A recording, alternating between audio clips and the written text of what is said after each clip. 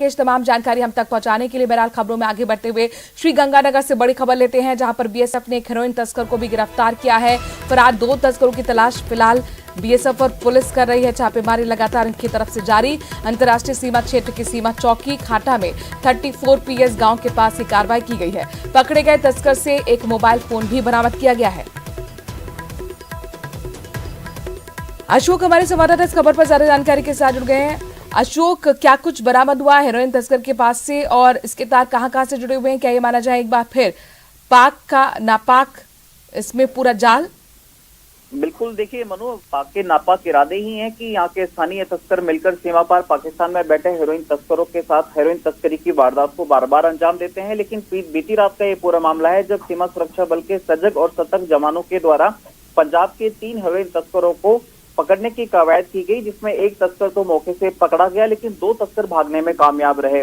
उन दोनों तस्करों की धरपकड़ के लिए पूरी रात भर बीएसएफ के साथ साथ स्थानीय पुलिस के द्वारा छापेमारी की गई और अभी हमें जो सूत्रों से मिल रही है जानकारी, उसके अनुसार जो फरार हुए थे तस्कर में से एक तस्कर को धर दबोचा गया है, लेकिन अभी उसकी आधिकारिक पुष्टि होना बाकी है। बीएसएफ के हत्थे चढ़ा ये तस्कर, जिसकी पहचान पंजाब के फिरोजपुर के निवासी जसवंत सिंह के रूप में है, उसके पास एक फोन जब्त हुआ है। उस फोन की डिटेल को खंगाला जा रहा है, उसकी कॉल हिस्ट्री और चैट हिस्ट्री को खंगाला जा रहा है। बताया जा रहा है कि इसकी चैट हिस्ट्री और कॉल हिस्ट्री में सीमा पार पाकिस्तान से बैठे हेरोइन तस्करों से बातचीत की और चैट की हिस्ट्री भी मिली है। साथ ही साथ अशोक, इसके पास से क्या हेरोइन मिली? यानी अगर हम ये समझे कि हेरोइन नहीं मिली है तो हेरोइन लेने की जुगट नहीं आया था, उससे पहले यहाँ पर ये कार्रवाई हो गई इसके खिलाफ? बिल्कुल सीमा पर पाकिस्तान से हेरोइन की खेप डिलीवर होनी थी, जिनको लेने के लिए पंजाब के 3 तस्कर अंतर्राष्ट्रीय सीमा क्षेत्र में पहुंचे थे, लेकिन उससे पहले ही ये बीएसएफ के हत्थे चढ़ चुके थे। इसलिए सीमा पर पाकिस्तान से हेरोइन की डिलीवरी तो इस केस में कम से कम नहीं हो पाई है। लेकिन पुलिस अशोक नजर बनाए रखिएगा। हमारे संवाददाता बता रहे कि हेरोइन तस्कर जो आप तस्वीर में देख पा रहे हैं, इसके पास से मोबाइल बरामद हुआ है, कई डिटेल जिसके जरिए जो तस्करी के तार है वहां तक पहुंचने की कोशिश अब बीएसएफ और पुलिस करेगी। शुक्रिया अशोक, तमाम जानकारी हम तक पहुंचाने के लिए। हनुमानगढ़ से बड़ी खबर है, जहां पर देखिए किस तरह से बदमाशों के हौसले बेहद बुलंद नजर आ रहे हैं। घर में घुसकर परिवार को बंधक बनाकर लूटपाट की गई। पिस्तौल की नोक पर 11 तोला सोना, 2 लाख लूट कर फरार हो गए। लुटेरों ने मकान मालिक को भी घायल कर दिया, जहां पर देखिए किस तरह से घायल अवस्था में आपको मकान मालिक नजर आ रहा है। 4 लुटेरे बताया जा रहा है, इन्होंने इस पूरी लूटपाट को अंजाम दिया। वारदात के बाद सीसीटीवी की डीवीआर भी साथ ले गए ये बदमाश। टिब्बी थाना क्षेत्र के खाराखेड़ा गांव की घटना, फिलहाल पुलिस छानबीन कर रही है। राजू रामगढ़िया हमारे संवाददाता इस खबर पर ज्यादा जानकारी के साथ जुड़े हैं। राजू रामगढ़िया, जिस तरीके से ये पूरी वारदात को अंजाम दिया गया है, क्या ये माना जाए, पुलिस क्या कह रही है? क्या पहले रेकी की गई थी? जी बिल्कुल, पुलिस का यही कहना है कि जिस तरह से ये जो 4 लुटेरे रात्रि को बिल्कुल बेखौफ तरीके से आए, व्यापारी के घर में घुसे और पूरे परिवार को बंधक बनाया और ये 11 तोला सोना, 2 लाख रुपए लूट कर साथ में डीवीआर भी लेकर भाग गए, तो कहीं ना कहीं पुलिस का यही अनुमान है कि या तो इन्होंने पहले पूरी तरह से रैकी की, क्योंकि जो व्यापारी का मकान है वहीं उस मकान में ही व्यापारी की कपड़े की दुकान है।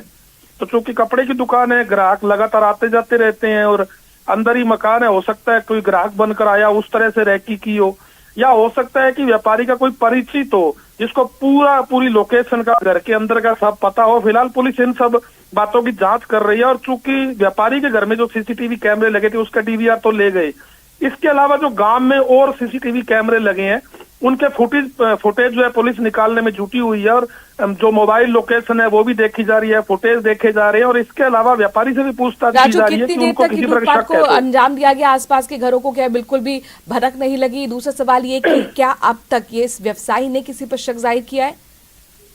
जी बिल्कुल, व्यापारी का यही कहना है कि वो रात्रि को आए, पिस्तौल की नोक पर हमें बंधक बनाया और जो सोना है, पैसे हैं वो लूट कर और वो फरार हो गए। इसके बाद व्यापारी का जो परिवार, उन्होंने शोर मचाया।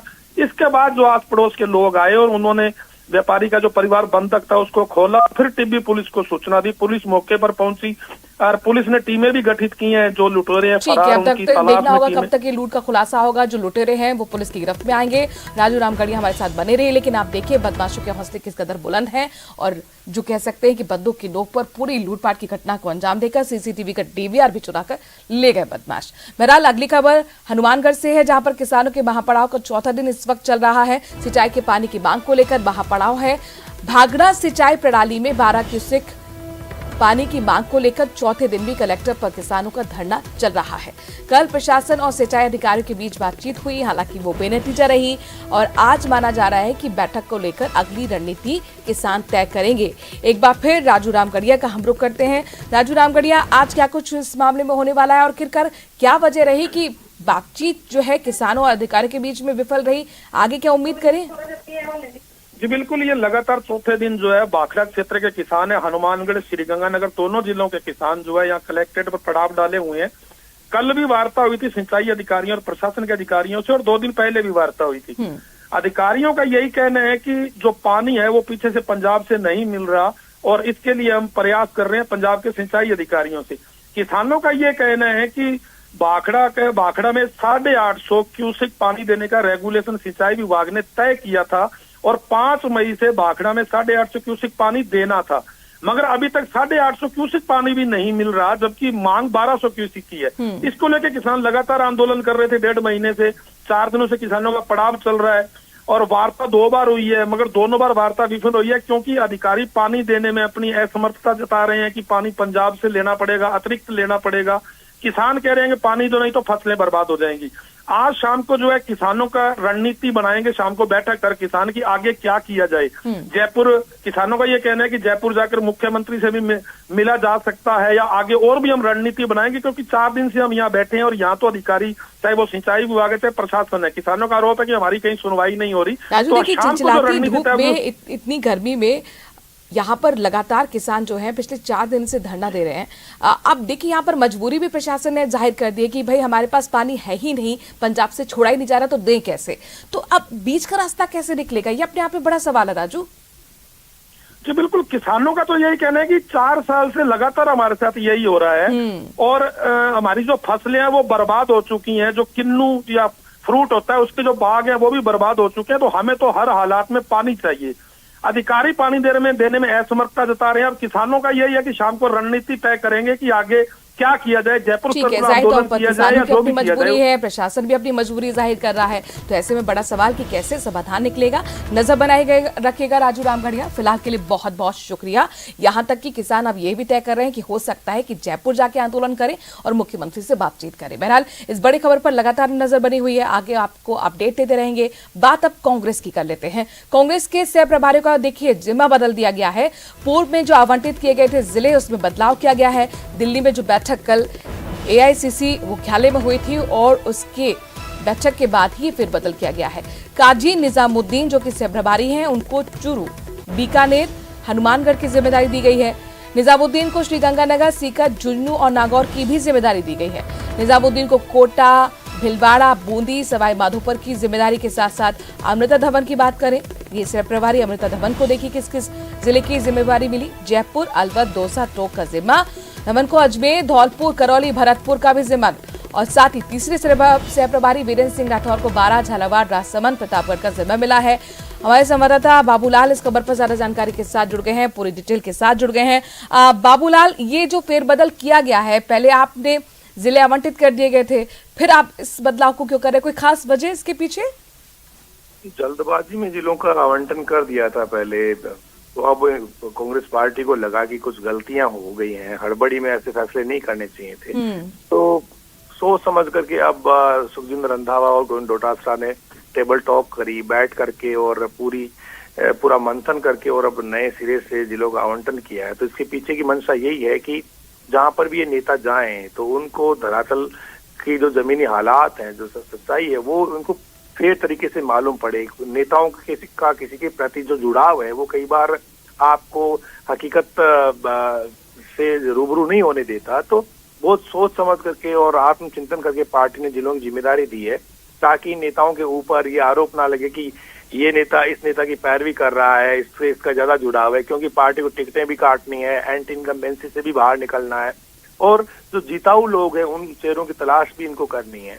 तो ऐसे में बहुत ही सोच समझ के और रणनीतिक लिहाज से पार्टी ने फैसला किया है और नए सिरे से जिलों का आवंटन किया गया है। इसका मकसद यही है कि जब ये लोग जिलों में जाएंगे तो कार्यकर्ता जब इनसे मिलेंगे तो एक सही फीडबैक इनके पास में आए और उसके लिए कार्यकर्ता बेफिक्र होकर के इनको अपनी बात कहे, बेखौफ होकर के। तो बाबूलाल यानी कुल मिलाकर इन तीनों सह प्रभारी की राय बहुत महत्वपूर्ण हो जाएगी जब टिकट का बंटवारा होगा। कब तक जमीन पर उतरकर ये सह प्रभारी अब अपने अपने जिलों का दौरा करेंगे? क्या इसको लेकर भी बातचीत हुई है बैठक में? जी बिल्कुल, अब तो आना ही है इनको, क्योंकि कर्नाटक के बाद में अब राजस्थान पर फोकस है और अमृता धवन तो सीकर का दौरा भी करके चली गई थी 2-3 दिन पहले। अब ये सारे जिलों में दौरा करेंगे कि माहौल बनेगा और गहलोत सरकार ने जो महंगाई राहत शिविर चला रखे हैं उनका ये दौरा करेंगे, जनता से रूबरू होंगे और फीडबैक लेंगे और फिर पार्टी के आलाकमान तक अपनी रिपोर्ट देंगे। पार्टी के प्रदेश अध्यक्ष उनके साथ में अपनी रिपोर्ट साझा करेंगे। तो जो माहौल है धरातल का उससे ये रूबरू कराएंगे, एक तरह से आंख ना कान है ये पार्टी के, जो ग्राउंड पर क्या स्थिति है पार्टी की और किस तरह से कांग्रेस पार्टी फिर से जीत करके सरकार बना सकती है। तो उस पर पूरी निगाह ये लोग रखेंगे, अपनी रिपोर्ट तैयार करते रहेंगे, कार्यकर्ताओं से रूबरू होंगे, कहाँ कहाँ दिक्कतें आ सकती है चुनाव में पार्टी को, तो उनका ये पता लगाएंगे। जाहिर तौर पर अभी तक प्रभारी थे, लेकिन 3 सह प्रभारी को लेकर भी लगातार सवाल उठे कि आखिरकार इनकी क्या जरूरत हुई। और देखिए अब संगठन को मजबूत करने के लिए ये कदम। शुक्रिया बाबूलाल तमाम जानकारी हम तक पहुंचाने के लिए। अब ये अलग अलग जिलों में जाके कार्यकर्ताओं से मुलाकात कर वहां पे जिताऊ कैंडिडेट के बारे में जानकारी लेकर सीधे प्रभारी तक पहुंचाएंगे। फिलहाल खबरों में आगे बढ़ते हैं। बात उपराष्ट्रपति की